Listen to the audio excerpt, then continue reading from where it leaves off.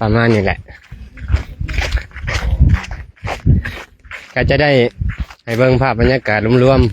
ๆของคณะเฮา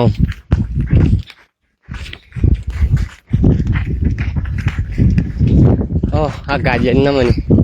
เขาป่าแหละเขามาในดงเนี่ยมันบ่ฮ้อนปานใดมันมีลมเอาปลามาบ้านบ่ครับ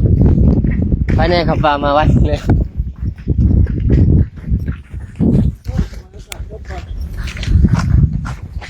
เนี่ยเนาะภาพบรรยากาศในการจาริกของคณะเฮากับสิประมาณนี้ญาติโยม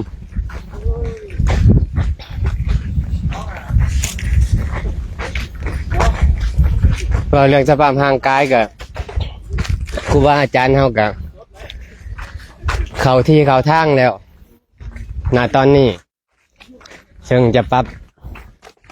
เข้าไปต่อไปเส้นทางต่อไปก็คือจบภาคเหนือกับไปต่อภาคกลางเนาะซึ่งจุดหมาย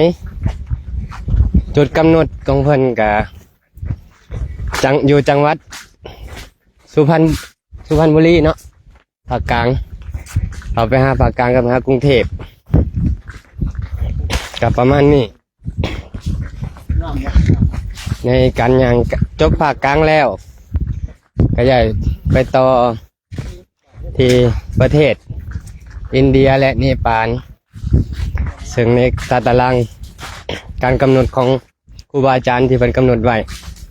ก็จะแจ้งคร่าวๆในประมาณนี้เอาต่อไปก็มียังหลายเนาะ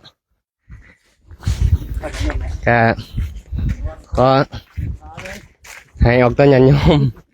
ที่เขามาเบิ่งมาชมไลฟ์สดของโครงการจาริกธรรม300 บาทประศาสดาวัดดอยเทพนิมิตรปีที่12แล้วที่เป็นจัดขึ้นมาโดยมีครูบาอาจารย์โดยการนำพาของพระเดชพระคุณพระครูธีรธรรมปราโมทย์ซึ่งเป็นประธานในโครงการจาริกธรรมโดยการยังนำพาของพระเดชพระคุณพระอาจารย์โศกชัยประภัสโลซึ่งเพิ่นกะได้เป็นผู้นำพายางจาริกในเมื่อนี้ก็เริ่มแต่โครงการเหมือนเนาะอาจารย์เพิ่นพายางนำพากับหลวงพ่อกับเพิ่นก็มีบางเหนื่อยเนาะเพิ่นก็ไปทำกิจเพิ่นก็มาส่งมันยังส่งครูบาอาจารย์เรา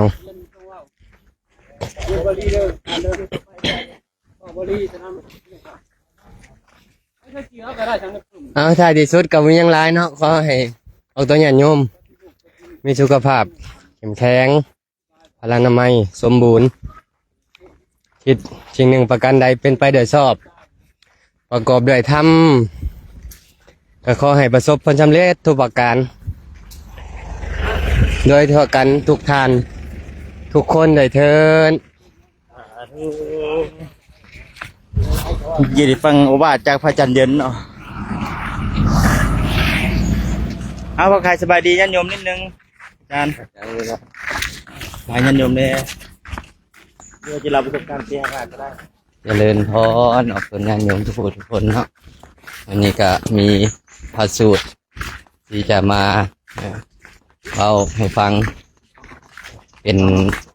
ธรรมบูชาเล็กๆน้อยๆก็คือพระสูตรนี่ครับไว้เตือนตนเองอุปามากหลายพระสูตรนี่ ก็คือปัสสิมวาจาก่อนที่พระสัมมาสัมพุทธเจ้าเราจะปรินิพพานด้วยอนุปาทิเสสนิพพานธาตุเพิ่นได้ให้ปัสสิมวาจาก็คือแก้ภิกขุเพื่อบ่ให้ภิกขุประมาทเพิ่นก็ได้ว่า หันทะธามิภิกขเวอมันตยามิโวดูก่อนภิกษุทั้งหลายพระดาอัปปมาเทนะสัพปะเททะท่านทั้งหลายจงถึกด้วยความบ่ประมาทอันนี้ก็คือปสิมมวาจาที่มีในครั้งสุดท้ายของพระสัมมาสัมพุทธเจ้า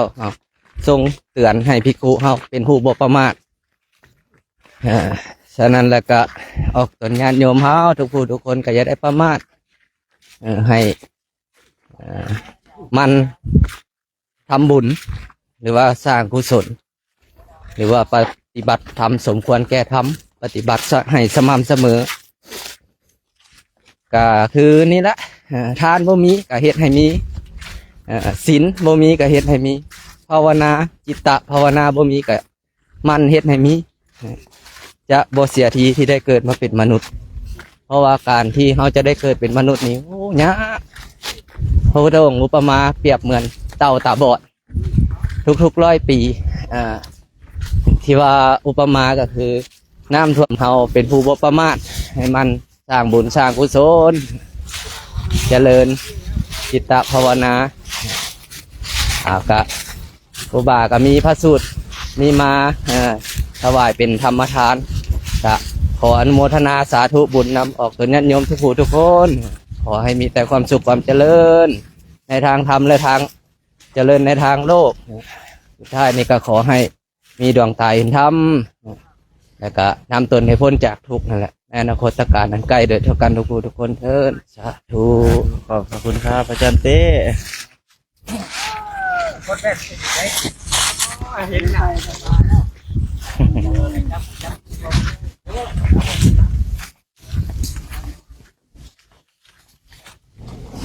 สาธุยันโยมนะใช่ไหมครับบรรยากาศทั้งพ่อแม่ครูบาอาจารย์เป็น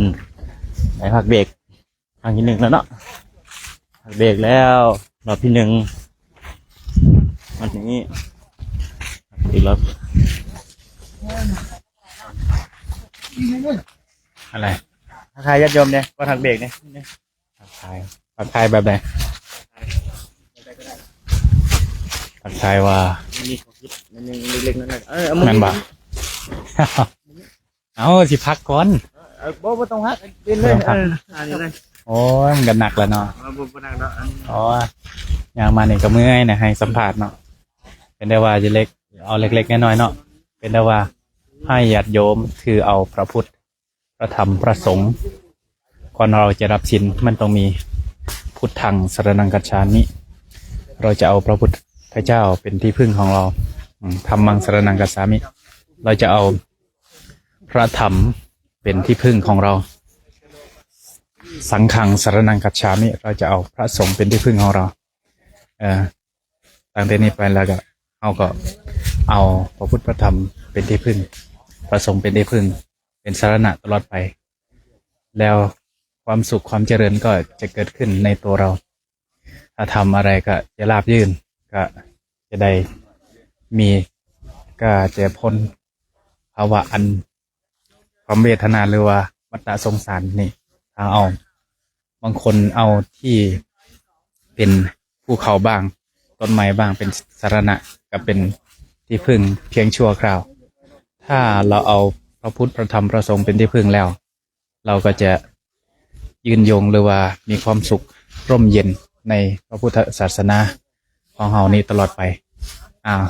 ญาติโยมผู้ให้ทานก็ดีหรือว่าพระสงฆ์ที่เดินภาวนาก็ดีที่ปรารถนาแล้วตั้งใจแล้วขอให้สมดังความปรารถนาด้วยกันเทิน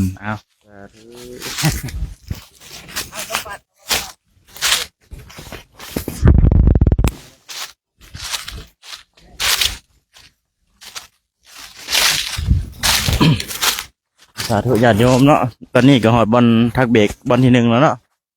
เพราะฉะนั้นก็ขออนุญาตปิดไลฟ์ไว้อย่างสนิทสำนิสกรเนาะตอนแรกจะเป็นการไลฟ์สดอีกครั้งนึงก็ขอไว้ใจพรทางญาติโยมจงมีแต่ความสุขความเจริญนะยินดีเขามาเบิ่งในคลิปนี้ไลฟ์นี่เนาะฝากกดไลค์กดแชร์กดติดตามไปเด้อโครงการยังพันจบเนอะในอีก2 มื้อทางนี้